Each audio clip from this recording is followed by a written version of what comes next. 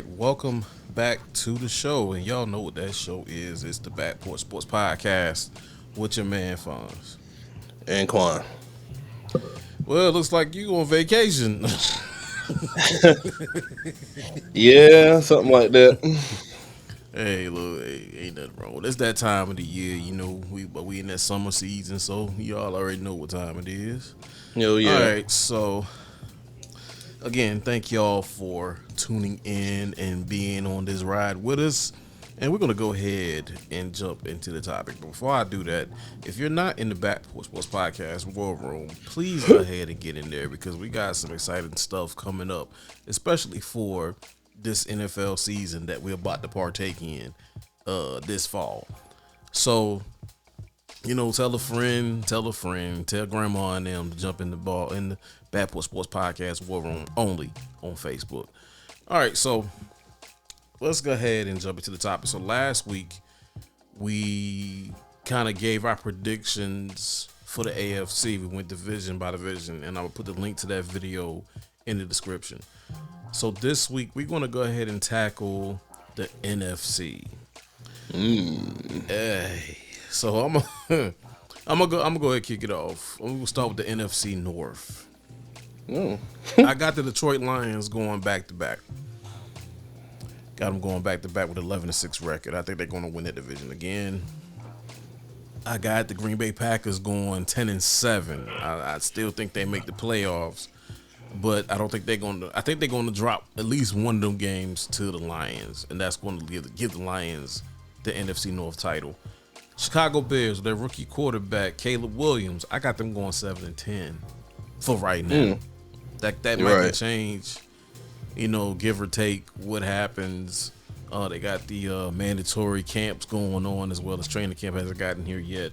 So right now I got them going 7-10. They could go 8-9. Minnesota, I have zero faith in the Minnesota Vikings this year. I don't think I've had no faith in the Vikings for a very long time. So with that being said, I got them bringing up the rear. Catfish team coming in at 6-11. My guy, you can take it. Oh, short and sweet to the point, but I think we got comparable predictions for the NFC North. I had the Lions going 12-5 or 11-6. As we know, the clock is ticking for the Lions. They just paid Jared Goff a pretty nice deal. This team is pretty much the same with some great additions in the draft with two of the best corners of the draft class, which right now the secondary, the defense may be the highlight of this team or a part of the highlight. As we know already, Ahmad St. Brown, we already know what he's about. He's for real. They paid him. So this team is pretty good. I do got a message for Dan Campbell. You don't have to be so aggressive when the game is on the line. But outside of that, man, the Lions should win this division. Like I said, we got comparable predictions, but I got the Packers going 10-7 as well. Team will make the playoff. Jordan Love definitely showed last year that he is the future of this team, despite what critics were saying before then. Like I said, weeks 12 through 15 is where the Packers division could be won or lost. I got the Bears going 8-9 actually. Just a team that's not ready right now, especially with the Lions and the Packers being in that division. I don't see them being in the top two of this division quite yet. Next year will probably be the year for them, I think, really, truthfully. I know all the great signings that was acquired in the offseason with all the wide receiver talent. Not to mention, this team was the number one defense in the last 6 weeks of football. The pressure is really on offensive coordinator Shane Waldron, who came from Seattle.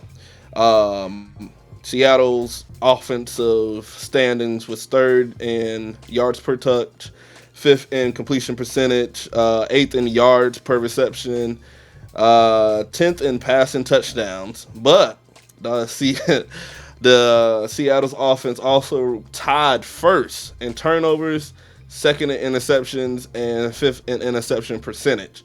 So the job for this offensive coordinator for this young quarterback is to make him feel comfortable, to, you know, let him know that a check down is fine. Mm-hmm.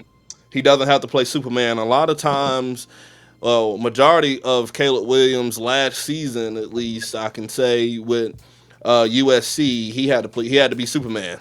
He was playing from behind. The defense was giving up 40, 50 points. So he was playing Superman a lot of times in that college. So he definitely doesn't have to do that, especially with the solid defense that the Bears have. He doesn't have to do that. Um, but yeah, I got him going 8-9, and then the Vikings. I got him going 5-12. Oh, I Uh, got a little bit more faith than you got. Then. the biggest question about the Vikings is the quarterback situation. Who will be Yeah. the quarterback? JJ McCarthy or Sam Darnold? And honestly, it really doesn't make a difference. Young quarterback or an experienced quarterback who really hasn't done anything. So really, that doesn't matter, but it matters. Mm-hmm. Um, and then you look at the schedule. The bye is week 8, and they can um, literally be 1-7 probably by that time period. Mm. And they have the biggest long shot ahead of them to win this tough division as well. So yeah, Okay. Okay. Well, yeah, we was the same ballpark. We was the same ballpark. So let's yeah. go and hop on over to the NFC West for a second. So by default, I have the San Francisco 49ers winning that division with a record of 13-4. I think they will host another NFC Championship game. But that prediction, I'll say that prediction for that particular game for some other time. The Rams, I actually got them winning 10 games this year. I got them going 10-6-1. They will come second in that division. They will make the playoffs. I think last year with the Rams, they had spots where they played pretty good football. Now, I already know about the loss and Aaron Donald retiring and all that good stuff, but I still think with Matthew Stafford, he's going to come back a little healthier than he was last year. They still got the pieces. I'm not going to say they're going to make a Super Bowl run, at least get a wild card win or a wild card berth. Seattle Seahawks. This team was a enigma to me because I like their head coach in Mike McDonald. He was the Ravens' former defensive coordinator. I got them going 9-7-1. They're going to tie a game with the Rams. I got a feeling. I want to see what coach does to that Seattle defense. No, they're not going to be Legion of Boom status. We already know that. We already know they ain't going to get there because they don't have the pieces to get to that point. But I believe in Mike McDonald, and I believe in his defensive system. And my thing is, I really feel like they're going to do a lot of running the ball and play not average, but maybe middle of the pack defense. My bold prediction for Seattle is in the next couple of years, they turn that thing around. And Arizona Cardinals, that's another NFC team I have zero faith in. I don't have faith in their quarterback. I don't have faith in their entire team. And I got them going 5-12. I don't see it. I don't see the allure of Kyler Murray. I don't see the allure of the Arizona Cardinals. But don't feel bad, Arizona, because you should be used to this by now. Go ahead. Well, I got the 49ers winning by default, of course. That team, they signed a workhorse back and Christian McCaffrey, or extended him, rather. We all know what that team was about last year. Scary to some, beatable to others.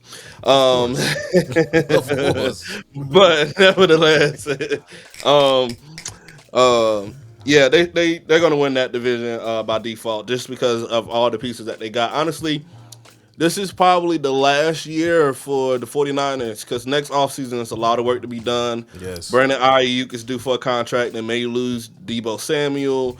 And then they got to figure out some type of contract talks with Brock Purdy. Mm-hmm. So this is probably the last call for any type of championship hopes that the 49ers have. They need to do it this year, this season, because, like I said, next year is going to be a lot of money talks, and sometimes the money don't talk right, and you lose valuable players. Hmm. I got the Rams going 10-7, and I like what they was kind of building in tail of the season. It hurt my heart when they did lose that playoff game, but nevertheless, I mean, solid team. Matthew Stafford has been great since he's got to LA. Just nothing really different there. I know Aaron Donald is gone, but they did replace him with some young talent, which Mm-hmm. is going to be some growing pains there up front. But I feel like they'll figure it out. Seattle, I actually got them going 9-8. Mm. Um, It's a yeah, half game difference between the both. got them going 9-8. We shall see with Seattle. I don't know what's going to happen with Gino and how he'll be and stuff like that. But yeah, I gave him 9-8. Yeah. Cardinals, I got them going 7-10, and I mean, probably 7 games was probably extremely nice. But I mean, they got a tough schedule for the first 7-8 weeks of the season. They play playoff teams for all those weeks. I mean, I think they start off the season at Buffalo. Mm. So yeah, it's just going to be a tough year for them. This is a team that's still in the rebuild stage. A lot of missing pieces there. Next year, just like for the Bears, I think it'll be a better year Oh, for the overall. Cardinals. Yeah. And to add to your point about the Cardinals and their tough beginning of the 2024 season, the Cardinals have been known here lately to get them a win against a team they should not beat. So be on the watch out for that one. This next division, I did not want to do this. So if you were a fan of any one of these teams in this division, let's do the NFC South. Now, I got Tampa Bay winning that division again, narrowly winning that division again, with a record of 10-7. Don't know why, I just feel it. Atlanta, I got them coming 9-8. Now, those two, legitimately for me, and thinking about the strength of that division, they could flip flop at any moment. To be honest with you, Atlanta could mess around and win 10 games, or Tampa Bay can win those 10 games. So that's something to look out for. New Orleans Saints, I got them going 7-10. I don't get the fascination with Derek Carr. That's another quarterback I don't get. He has fairly decent numbers career wise, but here lately, Derek Carr has been the poor man's what's a rough quarterback. I ain't gonna say Ryan Leaf because that's just tacky. Derek Carr, he's weird. That's the Derek best way to Carr put is it. weird, but the thing is, he benefits from a stout defense and a very good running game. And we don't know how much more Alvin Kamara has left in the tank. He's getting long in the tooth at this point now, but we'll see. Yeah. And last but certainly not least, least because they got the least amount of wins in my projection. The Carolina Panthers. Somebody go get them some milk. They the Panthers. Their official team name is the Panthers. We could call them the Carolina Pussycats. I got them going 6-11 this year, simply because they're going to improve on their record from last year, just not by much, in my opinion. Solely because they did not address that offensive line. We talked about it a couple of weeks ago. They did not address that offensive line, and that is crucial. You're right. That is going to be crucial. So you can take that one. Well, I kind of already gave my feel about the NFC South with the Backport Sports question and answers already. Yeah. So I'm not going to go through all of that. I'm just going to stick with my predictions. Falcons 10-7. Bucks 9-8. Saints 7-10. And Panthers 5-11. Just not a real competitive division. Honestly, it's a two-horse race between the Bucks and the Falcons. As we know, we've seen improvements from Baker Mayfield since he got to Tampa. I don't know whether it's the weather or maybe him having Mike Evans is a help to that. As Yeah. we know, he's coming back. So I got them going 9-8, and then the Falcons, like I said before, first time in a long time they actually have some expectations to do something, whatever they decide to do. I don't know. I go to Atlanta. I go to Atlanta for Magic City, but nevertheless, I got them winning the division. Falcons should win the division. Bucks should come second, and then everybody else with the Saints and the Panthers coming last. So, yeah. Yeah, I mean that to me that's like the worst division in football. I mean, it's good if you a team that's already stacked. Like in comparison to the rest of the division, I think Tampa Bay is the most stacked, while Atlanta is the most. It's like the youngest team in that division. But we'll see. We'll see. All right, last division of the hour, the NFC East, the legendary NFC East. I'm gonna go ahead and say the Philadelphia Eagles will win the the NFC East with a record of 11-6. Okay. The Cowboys,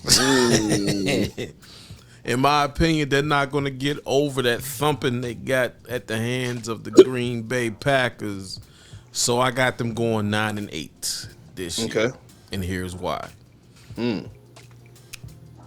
I don't like their offense. Not now.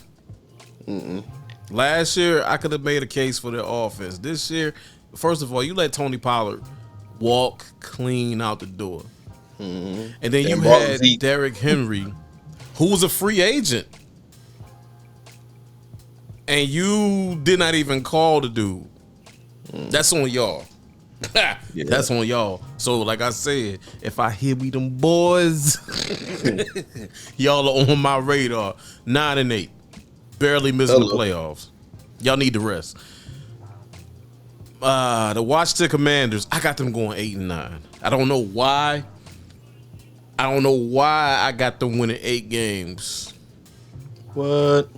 But I got them winning 8 games. Yes. People gonna look at me like they gonna go crazy. They gonna think I'm crazy. Kind of deranged a little bit, but it's just something about DC, man.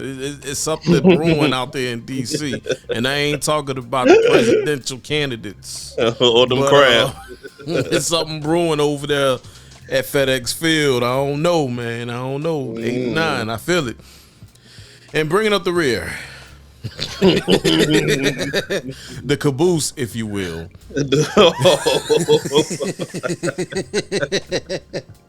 And that caboose is painted royal blue. I'm talking about the New York Football Giants. The only thing uglier than their new alternate uniform is going to be this season. I got them going 7-10. Simply because they just like the Buffalo Bills, they lost a lot of their offense. That they did. I don't see a Pro Bowl year from Daniel Jones. I don't see it. I don't think he'll ever make the Pro Bowl. Oh boy! And then Daniel Jones is coming off a significant injury. Even when he was healthy. Man, that sucks. But see, that's because he had Saquon Barkley in the backfield. Not saying Saquon Barkley is the end-all, be-all, because he suffered some injury himself. But when New York Giants let Saquon Barkley walk out the door and then go to your historical heated rival in the Philadelphia Eagles. He just I mean, the distance between MetLife Stadium and the Philadelphia Eagles Stadium is like an hour some change. Literally. You let him go there, didn't want to pay him. Y'all squeeze one more year out of him. Now this is the time for y'all to pay for it. I'm sorry, Giants fans, but y'all gonna have to pay for this one. So y'all gonna pay for it 7-10. Good. Simply, Well, and then two, the NFC East plays the AFC North as well. So that's 4 of you. That could be potentially 4 losses. Potentially, maybe 3. Maybe 3. I don't know. I don't know. It could be 4. You You might be right though. There might be 4. the way it's set up for, man. I don't know, bro. Like, and then to get to this point and let your franchise running back walk smooth out the door. Giants fans, how y'all feeling? I know y'all gonna come at me. But it's gonna, the Jets gonna have a better season. I'm just saying. I mean, and they share the same stadium. They might have to kick y'all out. I'm trying to tell you, they might need to. Well, I don't know. You kind of made me think a little differently about the Giants. Anyways, I mean, a few points that you already kind of echoed already. The NFC East play the AFC North, which is the best division in football. Period. I don't care what nobody says. Almost top to bottom. AFC North is a very tough division to be in, and imagine being a fan of one of the teams in there. Anyway, I got the aspirin. I'm trying to tell you, there's some Tums got heartburn.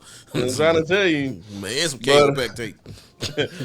But we got the same predictions for the Eagles and the Cowboys.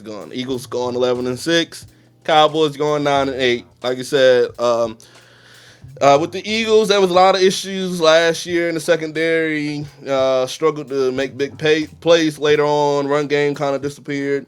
I think they improved that, especially with Saquon Barkley being down there. They got a bona fide running back. Offensive line should be great. Push Tush is still going to be unstoppable. No, they ain't got the offensive line for it no more, man. I don't know, but it's nothing you could. It's just I don't know. It's the schematics of it. I don't Jason really think Kelsey's at this gone. point. Lane Johnson gone. They lost. They did lose a lot on the offensive line. As far as like veteran offensive linemen. Right. But I still think they managed to get 11-6. Cowboys, just a lot of question. No extension for Dak, which probably don't deserve it. Nevertheless, Dan Quinn is gone. That's big time. Really. Questions with Mike McCarthy. I mean, if he couldn't win with Aaron Rodgers, could he win with Dak Prescott? Well, I don't think so. Let me tell you, when it come time for end of the year, that's all they're gonna hear.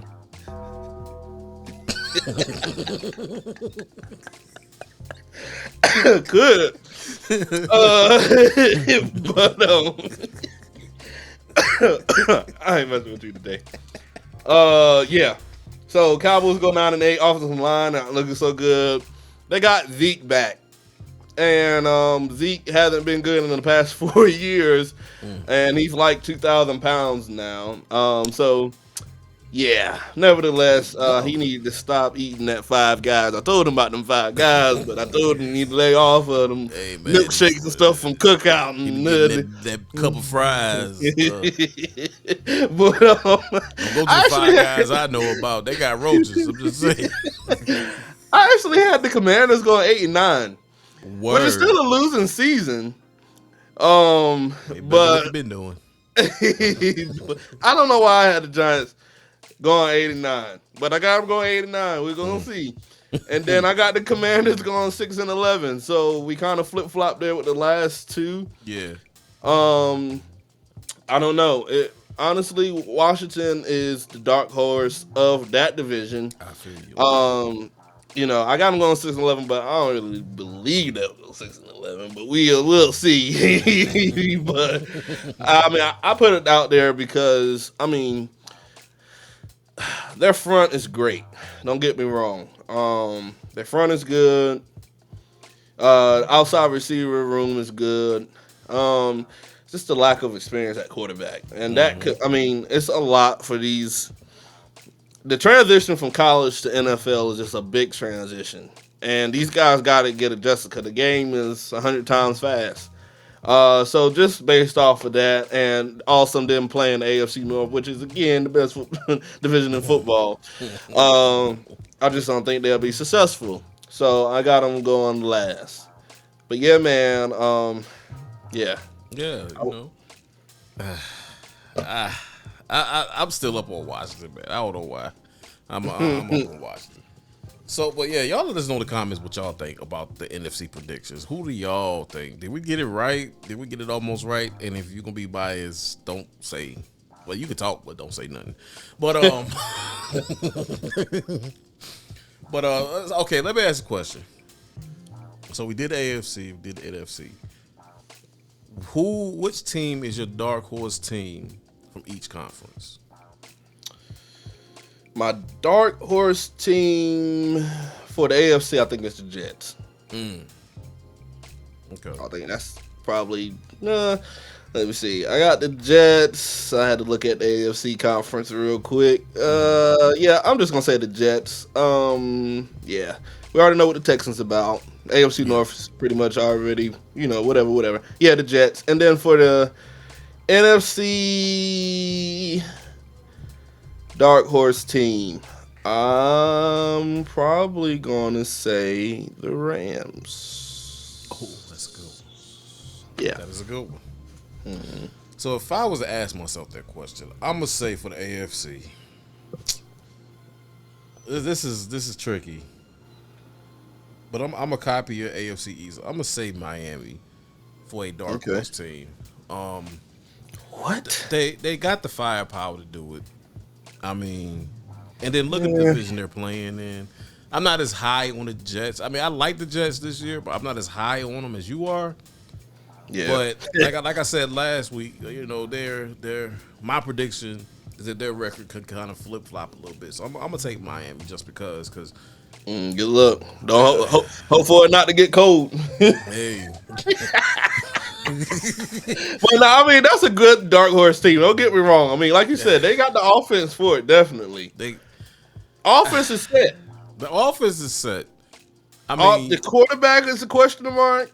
Yeah, but outside of that, the offense is pretty good, and then the defense is pretty solid. I mean, they can definitely make noise, but I don't know. I got a little faith in them. Like I said last week, I got them in the division. They need it. They need it because I don't want them to be the overachiever. And then I think for the NFC, I think I'm gonna take Seattle for my dark horse. I don't know. I mean, looking at their history and then looking what's coming up for Seattle, it wouldn't shock me. Like I said, I got them going 9-7-1. Right. Wouldn't shock me they win 10 games. It would not shock me, period. It wouldn't shock me they make the playoffs, to be real. They can do that. Because, you got to think about that Mike McDonald defense. He's going to have his hands all over that defense. Because if you think about it, the NFC East is a two-horse race between the Cowboys and the Eagles. Mm-hmm. And then the NFC North is a two-horse race right now. Yeah. And the Falcons... So I mean, they can definitely maybe get the number 7 seed, maybe number 6 seed. Yeah, they can sneak in there. I can definitely see the Seattle Seahawks making the playoffs. Yeah, maybe. Like you said, my biggest question for Seattle, and I'm kind of like repeating what you said, is that quarterback situation, Geno Smith. But the good thing about it though, schedule-wise, is that their toughest games are played at home. So if they can take care of business in Seattle, then it's a possibility they can even compete to maybe be second in the division. But I don't know. I don't know. With the 49ers and Rams being there, I don't know. But they can definitely make the playoffs, I think.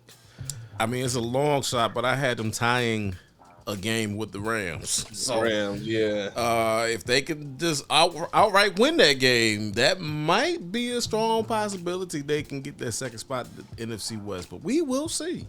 Right. And again, in the comments, let us know what you think. What is your dark horse team for the AFC? What is your dark horse team for the NFC. And I think that's a good time to go ahead and call it. So we're going to go ahead and jump off here. But again, thank y'all for watching the show, interacting with us, man. To everybody, to the subscribers, we thank you. I saw we got a new subscriber. We appreciate you for joining. Right, that somebody's watching. But thank y'all for like subscribing and even like shout out to everybody that could be ask questions about what do you think about my team. If you the Panthers, I don't know, but we gonna go ahead. Pray. I don't know just pray, you know, pray until something pray until something happens. You need to go on a fast. I'll tell you. The same thing with the Cowboys. Y'all need to pray. Y'all need to get your prayer life in order. No, for real. Most definitely. Most definitely. Yeah, you know, you call them somebody. You better not call the Ghostbusters. That's all I'm saying. I'm trying to get beat up. But we're going to go ahead and get out of here. So thank y'all for tuning in. And this has been the Backpool Sports Podcast with your man Fonz and Quan. And I'm out.